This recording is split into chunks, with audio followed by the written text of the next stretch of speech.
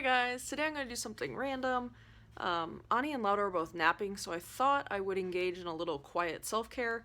I could get some chores done, but I think at the end of the day this will be a little bit more productive for me. But I thought I would record it and just kind of bring you along with one of the ways I like to take care of myself, get some me time, and calm down when things are hectic. But let's jump into it.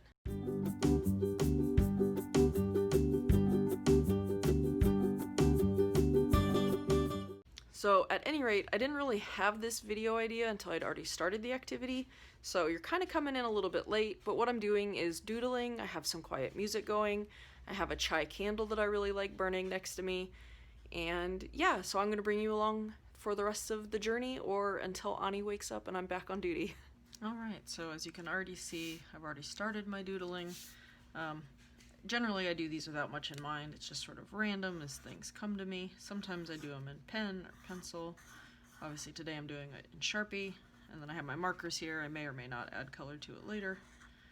But I find that if I have like racing thoughts, or if I just generally want to calm myself down, focusing on a task like this that is sort of quote-unquote meaningless really helps me center and just focus on the one task, and I can kind of quiet my racing thoughts down, which is nice. It doesn't always work, but in general I find that it does. So yeah, I'll just sort of bring you along as I do this. I'm just at the desk in the bedroom, like I said. Lauda and Ani are sleeping, so we will just see what this ends up being. I don't really have a plan in mind.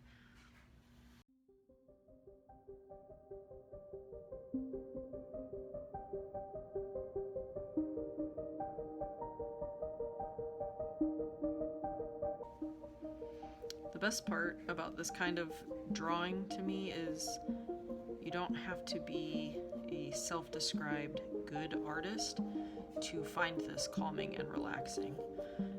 I have been doodling like this since I was in high school, and then I kept a separate notebook that I would use just for doodles. That way I could still take notes and have them be clean and orderly, and not find myself in trouble for not taking notes appropriately. But I'm somebody who, just short of finding this calming, I have always listened better to people if I'm doing something else, even if it's something kind of small like this, where, it's not necessarily serving a practical purpose, but it sort of holds my errant thoughts in place, and I can find that I focus better on what's going on around me. So when I was working outside of the house, I was very well known for, if we were in some sort of staff meeting, I would be having, a piece of paper full of doodles, and if I'm not mistaken, and I might be, research has showed that doing something like this can actually help you retain information. I'm sure it's different person to person, because let's be honest, what in life isn't different from person to person, but for me, I find this very soothing, very relaxing, and yeah, it just helps me focus.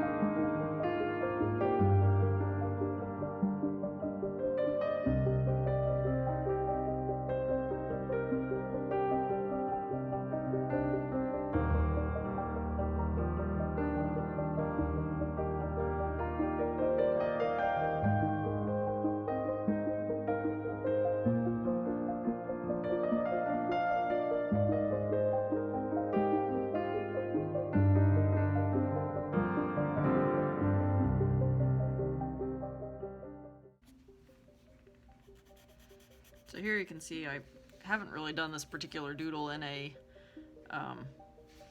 shape that isn't sort of a square or a circle, so it's not really working how I planned, but that's part of life, and I will probably survive this just like, many other things have been survivable. This is sort of just a good exercise in staying calm when things don't necessarily go how you'd had them planned out.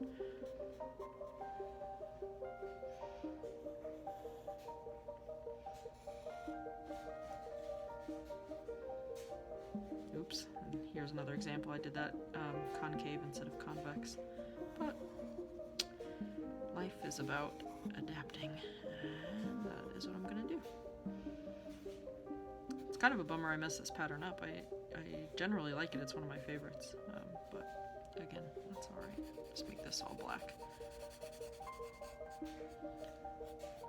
I'll say if you do this pattern in a square shape, it comes out looking really pretty cool.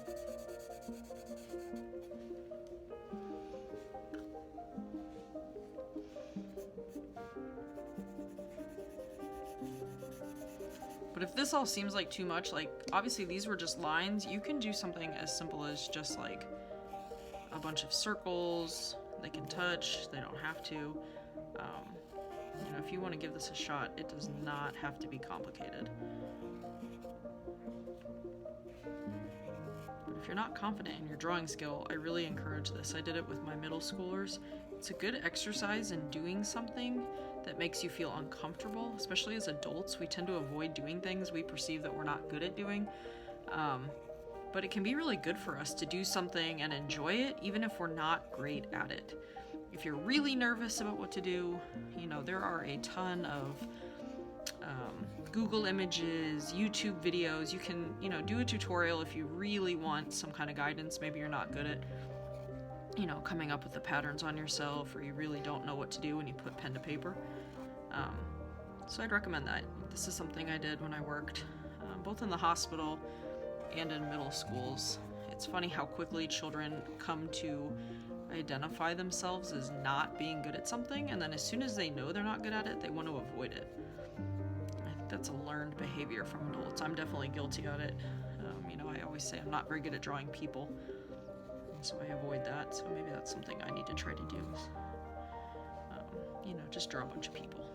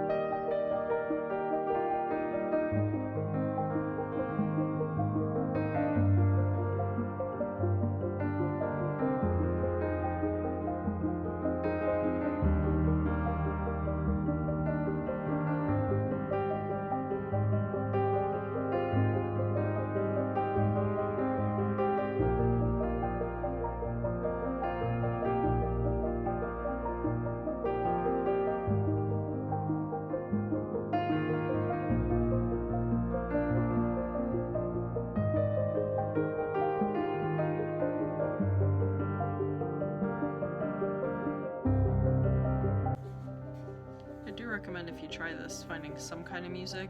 Actually, as I'm doing this, I have on a guided breathing exercise that I'm engaging in. Not the ideal way to meditate for professionals perhaps, but for me it totally works. Obviously I have some quiet music going in the background. I do recommend something without lyrics, otherwise your brain will, you know, really hone in on those words. But find some, you know, quiet music, or if you're good in silence, silence is fine too, obviously.